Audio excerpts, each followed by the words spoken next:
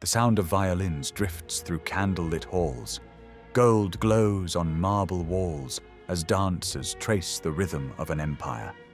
This is Vienna in the 1700s, a city where music was power and harmony was faith. While Europe fought on battlefields, Vienna conquered hearts with elegance. Composers spoke for kings, and reason wore the colors of beauty. Step into the capital of an empire that ruled not with armies, but with symphonies.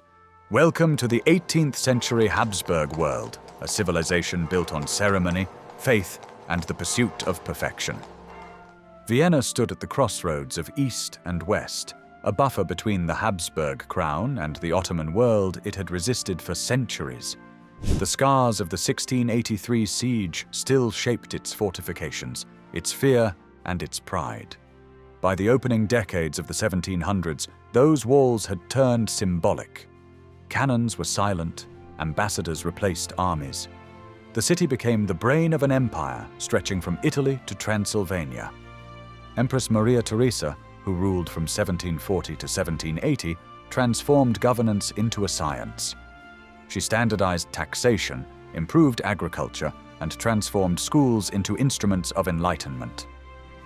Under her and her co-ruler Francis Stephen, the empire modernized trade policy, nurtured craftsmanship, and brought the first censuses and postal systems into being.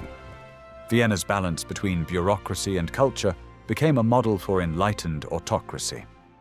In candlelit halls, Vienna invented its most lasting export: music. Johann Joseph Fuchs, Kapellmeister to the court, codified the principles of counterpoint that would train an entire generation. His pupil Georg Reuter taught a young Joseph Haydn, who in turn mentored Mozart and Beethoven. Through this lineage, the Viennese classical style was born, precise, balanced, and profoundly human. In the Hofburg and Schönbrunn, orchestras marked each season with new works: mass settings for Advent, court ballets for coronations, lullabies for imperial births. To the Habsburgs, music was moral order made audible. By mid-century, theatres from the Kärntnertor to the Burg had become laboratories of sound. Citizens who could not afford a boxed seat crowded taverns to hear the same melodies played by local quartets. Vienna breathed in 4/4 time. The city's population swelled beyond 200,000, its streets alive with languages from Hungarian to Italian. Coachmen shouted over monks reciting vespers. Vendors sold sweet bread beneath Baroque statues of saints. Public sanitation remained primitive by modern standards, but comparatively advanced for its era. Drainage ditches fed into the Danube, and a nascent public health administration began monitoring outbreaks of plague. The city's northern suburbs blended into vineyards, Grinzing and Heiligenstadt, where the middle classes escaped for wine and wind. At its southern edge lay the imperial Prater, once a royal hunting ground, opened by Joseph II in 1766 to all citizens. For the first time, commoners strolled the same paths as nobles. Here Vienna discovered its public heart, a park that promised that joy could be shared. Cafés multiplied throughout the century, each with its own political temperament. The Greenstidel and its predecessors welcomed students and soldiers, writers and bankers. Newspapers circulated freely, delivering news from Paris and Prague within days, a logistical achievement of the imperial post. The coffeehouse became Europe's most democratic salon. Here an apprentice might debate astronomy with a Jesuit, or a nobleman scribble pamphlets under a false name. These spaces felt revolutionary precisely because they were peaceful, reason expressed through civility. Vienna's café chatter was its version of revolution, a soft hum that reshaped thought without overturning thrones. The Baroque style dominated the century, but its meaning varied from piety to prestige. After the Second Ottoman siege, building itself became a spiritual act of recovery. Charles VI vowed a shrine to St. Charles Borromeo, the Karlskirche, whose domed roof still defines the skyline. Its spiral columns echo Rome's Trajan's column, but tell Catholic stories of plague and deliverance. Architects like von Erlach and Fischer pioneered a Viennese Baroque, Roman in grandeur, yet Central European in weight. Their students spread that style through Prague, Bratislava, and Budapest, the empire visible in stone. Decoration was theology made tangible. Order was proof of faith. Vienna's universities soon shared this architectural zeal for order with the mind. Medical training modernized under Gerard van Swieten, personal physician to Maria Theresa and reformer of the Faculty of Medicine. He founded pathological collections and imported Dutch methods of clinical observation. The Vienna General Hospital, completed 1784, became Europe's largest at its time, welcoming poor patients and students simultaneously, a radical blend of charity and science. Astronomy advanced at the new Imperial Observatory in the Prater, equipped with quadrants and telescopes built under Joseph II. Women like Maria Margaretha Kirch had pioneered astronomy in German lands a generation earlier. Vienna's male astronomers now benefited from that foundation. Here science was observation in service of belief.